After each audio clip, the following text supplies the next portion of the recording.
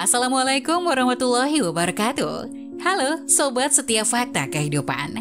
Tidak lupa kami sampaikan salam sehat, salam sejahtera, semoga tercurah segala bentuk kebaikan dan juga kita semua dalam lindungannya. Seperti biasa, kita akan berbagi kisah dari yang unik, menarik, sampai bikin nangis. Mari kita simak kisahnya.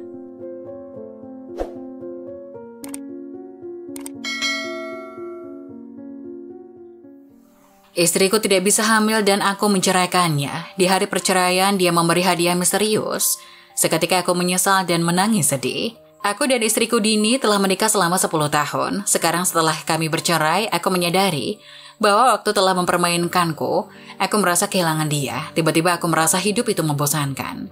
Aku pertama kali bertemu dengan istriku di sekolah menengah. Dan setelah lulus sekolah, dia pergi ke selatan untuk bekerja sementara aku melanjutkan ke perguruan tinggi.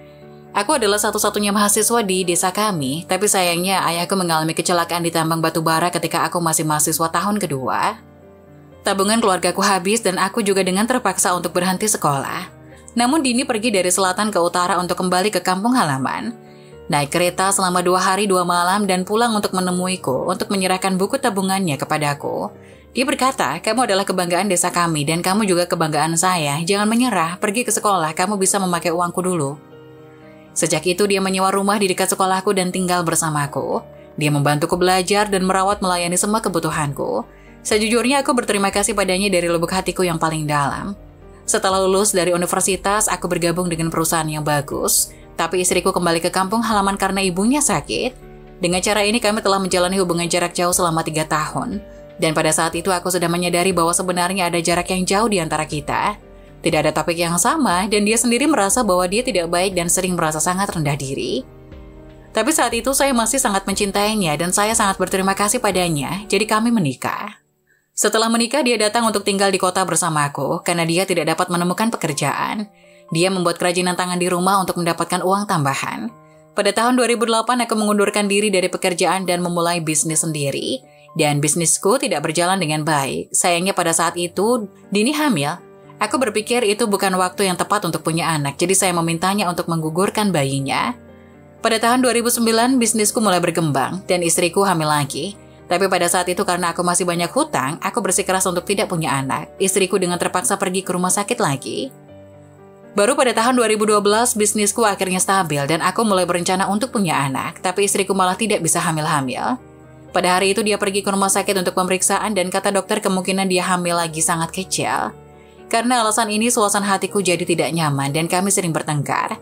Ditambah lagi desakan orang tuaku yang sudah lanjut usia yang ingin cepat punya cucu. Mungkin karena tekanan ini saya mengajukan gugatan cerai.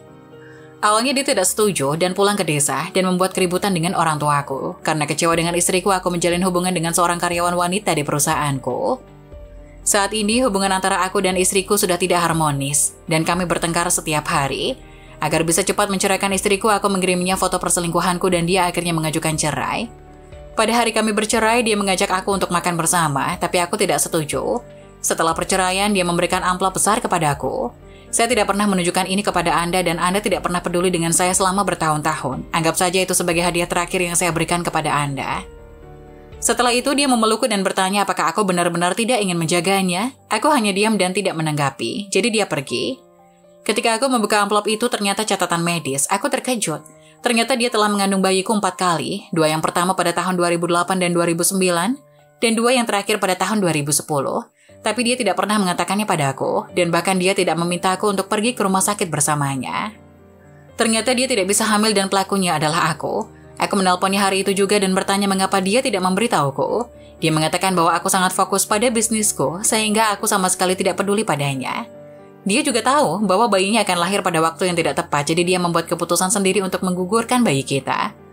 Pada saat panggilan telepon, hati saya bergetar. Dia pergi ke rumah sakit untuk mengeluarkan anak kami dan dia masih bekerja di rumah tanpa lelah. Dia tidak pernah mengeluh kepadaku dan dia bahkan tidak pernah merawat tubuhnya dengan baik. Aku ingin kembali dengannya, tapi pacarku sekarang hamil. Orang tuaku mendesak aku untuk menikah, tapi yang aku pikirkan adalah mantan istriku. Apa yang harus aku lakukan? Hanya setelah perceraian aku tahu dia sangat baik dan aku benar-benar sangat merindukannya. Mantan istriku hingga sekarang belum juga menikah lagi. Tapi aku tidak tahu apakah dia bisa memaafkanku dan bagaimana cara mendapatkan pengampunannya. Begitu seorang wanita yang lembut dan berbudi luhur memutuskan untuk bercerai, dia biasanya sudah putus asa dan akan melepaskan pernikahannya hanya ketika dia sudah kecewa. Jika istri Anda tidak benar-benar mencintai Anda, dia tidak akan berkompromi lagi dan lagi, mendukung studi dan pekerjaan Anda tanpa keluhan, dan dia bersedia menjadi wanita tak dikenal di belakang Anda.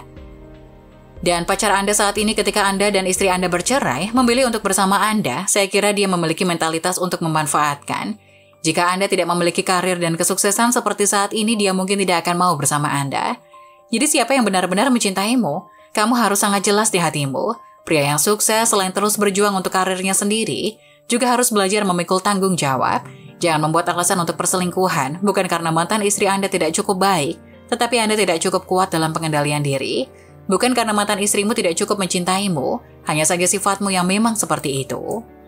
Nah, bagaimana menurut kalian? Jangan lupa tulis pendapat kalian di kolom komentar ya.